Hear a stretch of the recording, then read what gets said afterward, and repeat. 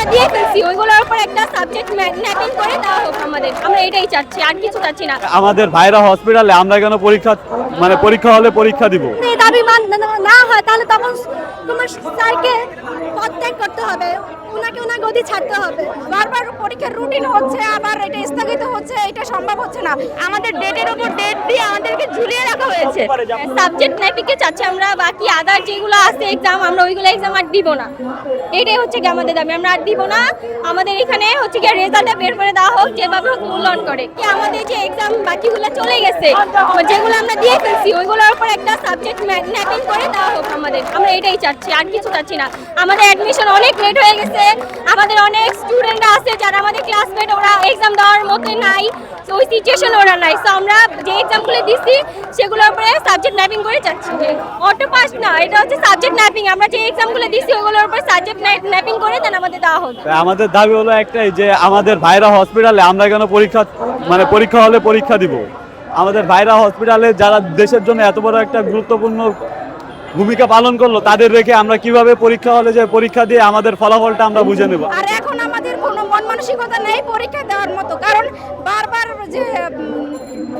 পরীক্ষার রুটিন হচ্ছে, আবার এটা স্থগিত হচ্ছে, এটা সম্ভব হচ্ছে না। এখন আমরা কোনোভাবেই আমরা পরীক্ষা হলে বসতে পারবো না। আমাদের এসএসসি এবং যে পরীক্ষাগুলো দিছি ওই পরীক্ষা অনুযায়ী আমাদের সাবজেক্ট ম্যাপিং করে আমাদের রেজাল্ট দেওয়া হোক। আমরা যখন ফার্স্টে এক্সাম দেওয়া শুরু করেছিলাম, আমাদের সবার প্রিপারেশন খুবই ভালো ছিল।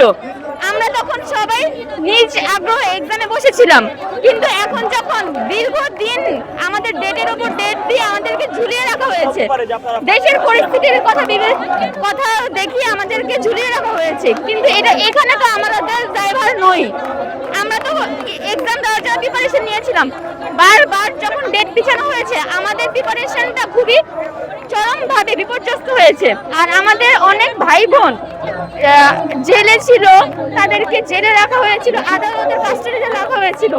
ওরা কেউই কিন্তু এক্সামের প্রিপারেশন নিতে পারেনি। সাবজেক্ট ম্যাপিং করা হোক, আমরা পুরোপুরি অটো পাসও চাচ্ছি না। আমরা যে এক্সামগুলো দিচ্ছি সেগুলো থাকুক, ওকে ফাইন আছে, এবং আমরা যে এক্সামগুলো দিয়েছি সেগুলোর মানগুলো নিবে, এবং যেগুলো আমরা এক্সাম দিচ্ছি না সেগুলো সাবজেক্ট ম্যাপিং করা হোক, আমরা সেটা চাচ্ছি। এবং যদি আমরা এই দাবি না হয় তাহলে তখন তোমার স্যারকে পদত্যাগ করতে হবে, ওনাকে ওনার গদি ছাড়তে হবে। যে আমরা বাকি পরীক্ষাগুলো দিতে চাচ্ছি না, কারণ আমরা মানসিকভাবে প্রস্তুত না, আমরা বারবার বলছি।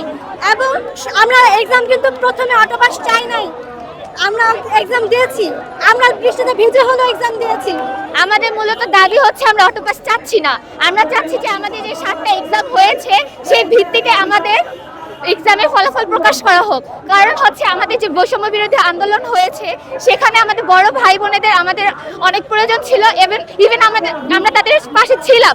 আমাদের ব্যাচে যারা ভাই বোনেরা ছিল ওরা হচ্ছে ওইখানে আন্দোলনে যোগ দেওয়ার ফলে ওরা অনেকে আহত হয়েছে, এখন অনেকে বেড রেস্টে আছে। ওরা অনেকে আছে এখনো কোনো চিকিৎসার আওতাধীন হয়নি, ওরা এখনো বেড রেস্টে আছে।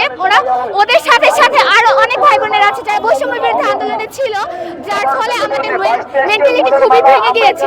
বারবার পরীক্ষার ফলাফল চেঞ্জ করা হচ্ছে, বারবার পরীক্ষার রুটিন চেঞ্জ করা হচ্ছে। এগুলো কিভাবে সম্ভব? একটা বোর্ড পরীক্ষার মতো পরীক্ষা যেখানে 6 মাস লাগিয়ে এক্সাম দেওয়া হচ্ছে, আমরা তো চাই না। আমরা চাচ্ছি যে আমাদের 7টা যে এক্সাম হয়েছে সেই ভিত্তিতে আমাদের ফলাফল সাবজেক্ট ম্যাপিং করে প্রকাশ করা হোক।